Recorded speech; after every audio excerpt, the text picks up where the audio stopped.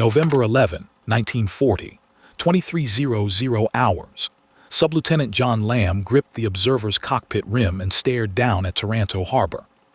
Wind hit his face at 90 miles per hour. The open cockpit gave him nothing, no glass, no heat, no protection. Just the bite of Mediterranean air at 4,000 feet and the faint smell of engine oil from the Bristol Pegasus ahead of him. Below, the Italian fleet sat at anchor. 6 battleships, cruisers, destroyers, the lights of the harbor still burning as if no one. "Ted, visitors tonight." Then the guns opened up. Orange flashes erupted from the dockside batteries. Tracer lines arced upward white, then red, cutting across the black sky in slow curves that accelerated as they passed. A shell burst 30 meters off the port wingtip. The aircraft shuddered. Cordite smell reached him through the wind. Lamb watched the tracers. They were passing ahead of the aircraft.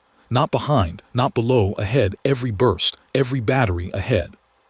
The Swordfish flew straight and level at 138 miles per hour, and the shells kept missing by the same systematic distance, round after round, as if the guns themselves were refusing to aim correctly. By sunrise, 3 Italian battleships lay on the harbor floor, 21 Swordfish. 2 lost, the most heavily defended harbor in the Mediterranean. And the guns couldn't hit them. How do you miss an aircraft flying at 138 miles per hour? And why did going slower make it impossible to shoot down? The Fairey Swordfish entered service in 1936. By 1940, it was already an embarrassment. While the RAF raced toward enclosed cockpits, retractable undercarriage, and all-metal construction, the Swordfish arrived to every operational briefing looking like something a museum had misplaced.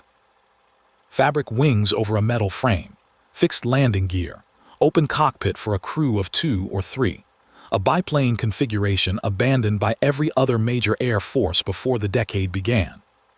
The Bristol Pegasus engine produced 690 horsepower, respectable for 1932. By 1940, frontline fighters produced twice that. The Messerschmitt 109 flew at 357 miles per hour, the FW-190 at 408. The Swordfish managed 138. The Royal Navy knew exactly what it had. In 1938, they commissioned a replacement, the Fairey Albacore, enclosed cockpit, more powerful engine, modern monoplane design, everything the Swordfish was not. The Swordfish was supposed to fade quietly into training duties and coastal patrol, secondary work, safe distance from the war. Instead, the Admiralty kept sending it on frontline missions. The loss rate data coming back from operations confused everyone. The Swordfish, the slowest, most obsolete torpedo aircraft in Fleet Air Arm inventory, was returning from combat at a rate that made no sense. Faster, more modern torpedo aircraft were dying at nearly 3 times the rate. The squadron commander flew Swordfish from HMS Victorious in the summer of 1941. He wrote in his operational notes, "She has her own logic. The men who try to understand her on paper never understand her at all. You have to fly her." Nobody at the Admiralty could explain what that logic was. The statistics simply showed the same result, operation after operation. The Swordfish came back when faster aircraft didn't. Something was protecting it. Nobody could explain what. When analysts first examined the Swordfish survival record, they proposed explanations. 3 of them seemed convincing. Every one of them was wrong. The first explanation seemed obvious. Perhaps the Swordfish survived because it operated mostly at night, mostly over open ocean, mostly beyond the range of Luftwaffe interceptors. Remove the fighters from the equation, and an obsolete biplane might limp through. This falls apart immediately. Taranto, Mediterranean theater, Italian fighters based 40 miles away. The English Channel patrols of 1941, one of the most contested airspaces in the war. North Atlantic anti-submarine operations, FW-200 Condors operating the same routes. The Swordfish flew directly into defended airspace, repeatedly, across 3 theaters. And its loss rate per sortie remained 3.1 per 100 sorties, against 7.8 for the Bristol Beaufort flying the same torpedo missions at 320 miles per hour. This wasn't geography. Something structural was at work. The second explanation also seemed logical. Perhaps the Swordfish always flew with fighter protection, hurricanes, fulmars, something faster absorbing the interceptors. Then its survival rate reflected the escort's performance, not its own. Also wrong. Taranto, 0 escort aircraft. Not one fighter accompanied the 21 Swordfish into the harbor. The anti-submarine patrols from merchant aircraft carriers in the North Atlantic, launched alone, recovered alone, patrolled alone for 4 to 6 hours over open water. The raids against the German battlecruisers in 1941, unescorted. The Swordfish survived on its own merits. Whatever was protecting it flew with the aircraft itself. The third explanation carried some appeal. Perhaps Italian and German gunners, facing formations of modern aircraft, simply the slow biplane, concentrate fire on the dangerous targets.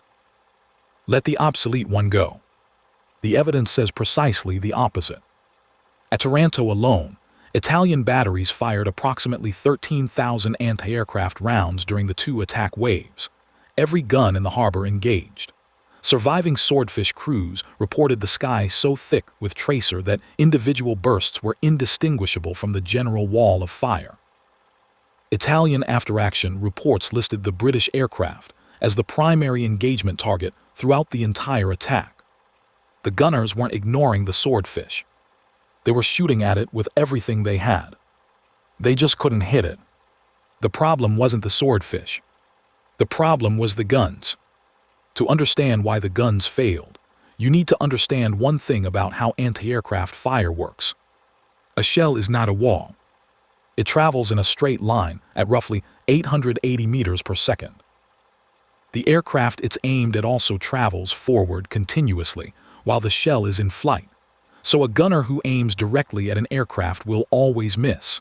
By the time the shell arrives, the aircraft has moved on. The solution is called lead angle. You don't aim at the aircraft. You aim at the point in space where the aircraft will be when your shell gets there. Calculate the aircraft's speed. Calculate shell travel time. Calculate how far ahead to point the barrel. Fire. Italian Breda 40, German 88 flak batteries, British Beaufort guns. Every major anti-aircraft weapon of the early war used mechanical fire control computers, analog calculating devices that took speed, altitude, and bearing as inputs and produced a firing solution as output. Every one of those systems was engineered around a specific assumption that targets would fly within a defined speed range. But what happened when an aircraft flew outside that range? We'll come back to that. First, watch what the guns actually did over Taranto harbor on the night of November 11th.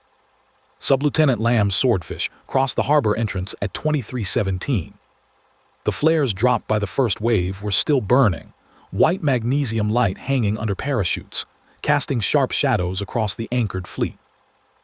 He could see everything: the lead battleship, the flagship, the newest ship in the fleet, all three sitting motionless at their moorings, torpedo nets extending 8 meters below the waterline on the seaward side. The nets didn't extend on the shallow side. That was the gap. The Italian batteries opened up the moment his aircraft crossed the breakwater. Beaufort rounds climbed in slow arcs that accelerated as they rose. 40 shells burst in clusters of black smoke. The noise reached him even over the Pegasus engine, a continuous rolling crack, like timber splitting in sequence. Tracers passed ahead of the aircraft. Not close ahead, far ahead, meters and meters ahead.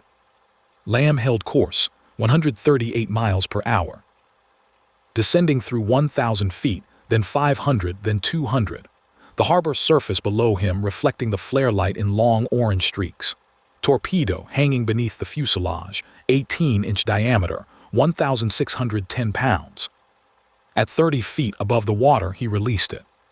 The Swordfish lurched upward, suddenly 1,610 pounds lighter. He pulled the nose up, banked hard left, and climbed back toward the darkness beyond the harbor mouth. Behind him, a column of white water rising alongside the second battleship's hull. The second wave arrived 45 minutes later, 9 aircraft. Same result. By 1:00 hours, the accounting was complete. The lead battleship, 1 torpedo hit below the waterline, settling by the stern in 15 meters of water, out of the war for 18 months. The second battleship, 1 hit, beached deliberately to prevent sinking, 6 months of repairs. The flagship, the newest and most powerful, 3 separate torpedo hits 4 months in. 3 battleships, 21 Swordfish, 65 minutes. British losses, 2 aircraft, 2 men dead, 2 captured. The Italian Navy's after-action report landed on the Admiral's desk the following morning. The gunnery officers wrote that the British aircraft had clearly employed some form of electronic countermeasure, interfering with Italian fire control systems. The accuracy of Italian anti-aircraft fire had been, in their own assessment, technically correct. Firing solutions computed properly.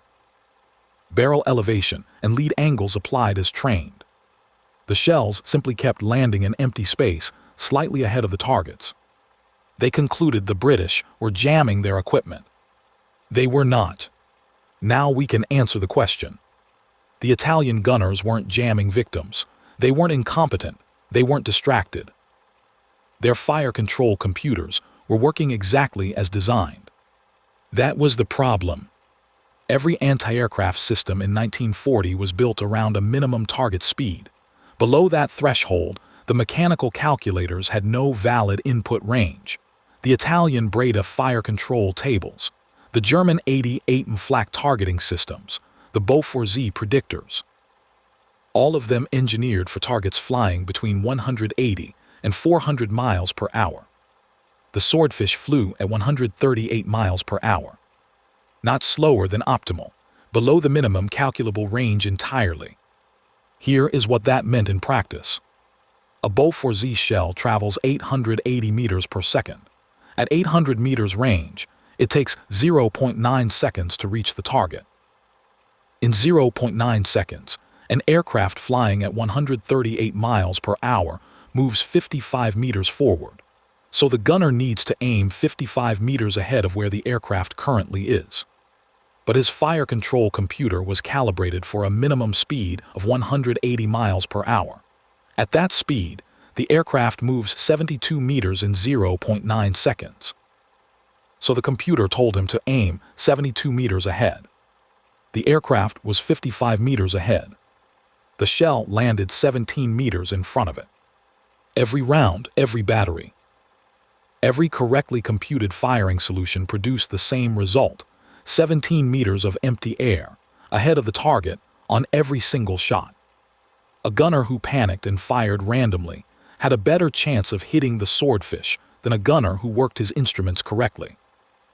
The more precisely an Italian battery operated, the more precisely it missed. The Swordfish's best protection was an enemy doing everything right. The Italian gunnery officers who wrote about electronic jamming weren't making excuses. They genuinely could not explain what had happened. Their instruments showed correct inputs. Their calculations produced valid outputs. Their shells landed exactly where the mathematics said they should. The mathematics were simply built for a different war. May 26, 1941, North Atlantic, Force 8 gale. Waves 9 meters high.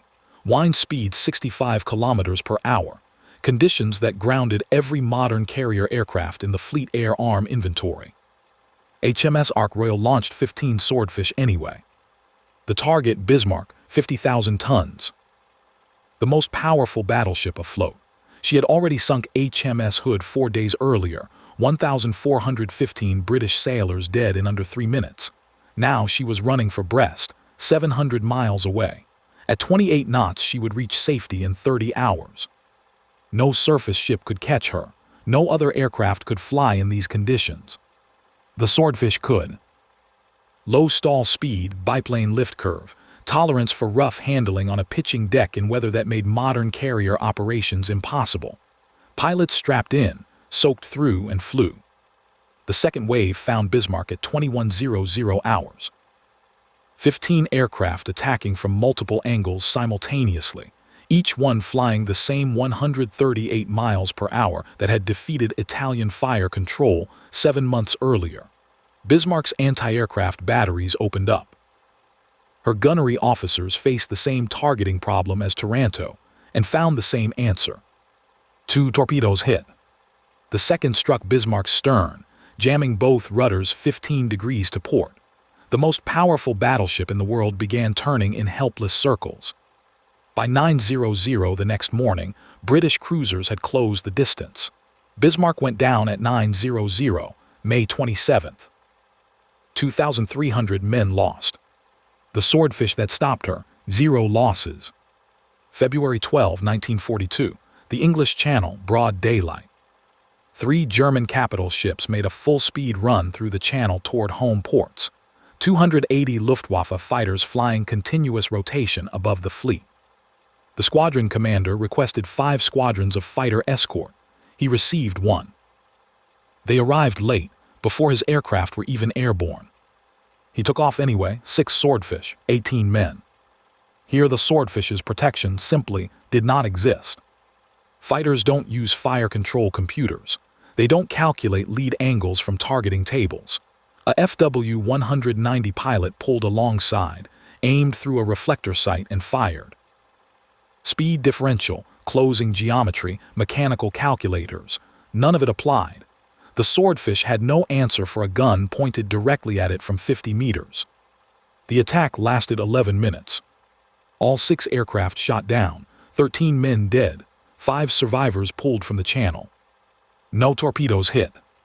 The squadron commander's body was recovered 3 weeks later. He was awarded the Victoria Cross posthumously, the citation noting he had pressed the attack with full knowledge of what the odds were. The Swordfish could survive what guns threw at it from a distance. It could not survive what fighters did up close.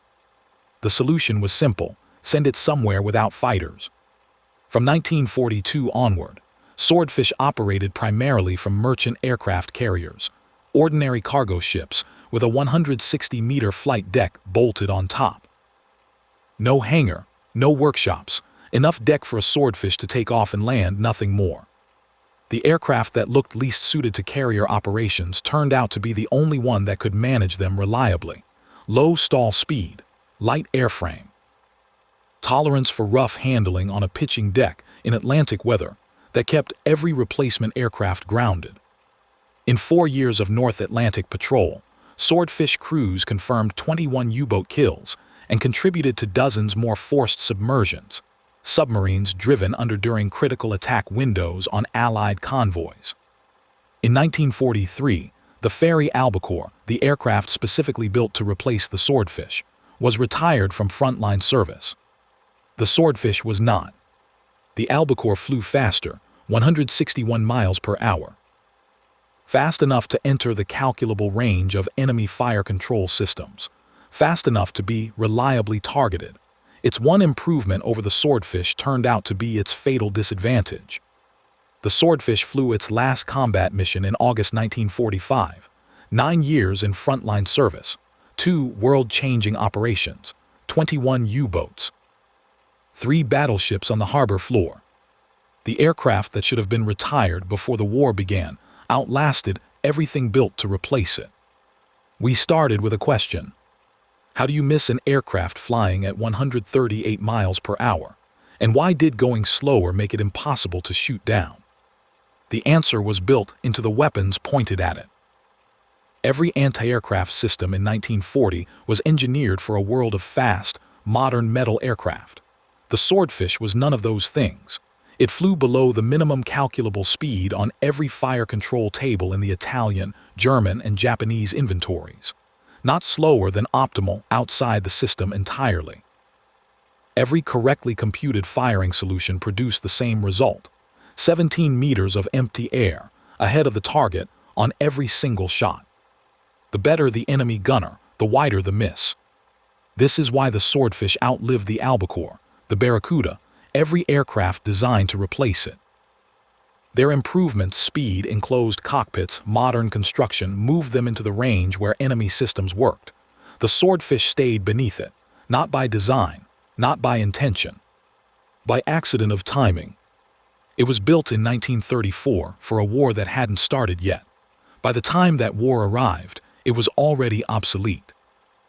And that obsolescence, that stubborn, embarrassing backwardness, put it in the one performance envelope where the most modern defenses in the world had no answer.